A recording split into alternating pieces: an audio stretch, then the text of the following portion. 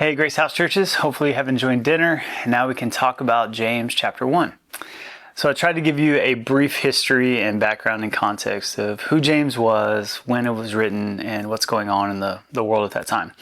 This book was written in AD 45 to 50. The Jewish believers had been scattered around the Roman world, and James, the half-brother of Jesus, is writing a letter to encourage them in the midst of economic trials, suffering, and persecution happening in the life of the church. And so he hits us like right out of the gate with just greetings. Consider it pure joy when you face trials of many kinds. So he comes in very hot right away, and that helps us understand something. That following Jesus, it's never designed to be easy. There's no promise of ease. He just names it right away.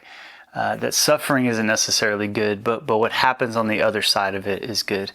And so we spend time talking about that. What does it look like to not just escape the trials of our life, but to entrust the trials to Jesus and to entrust Him as the empathetic high priest who meets us in that and transforms us in that.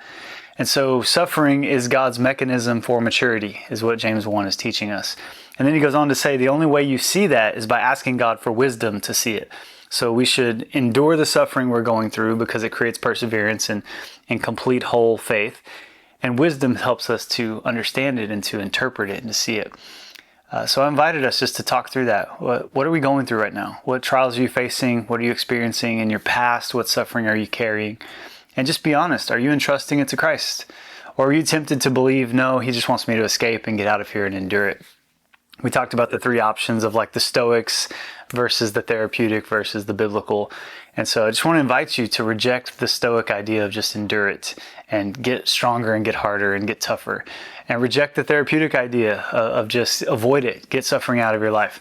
But rather take the biblical idea that God is working something good in the midst of it, and what a friend we have in Jesus.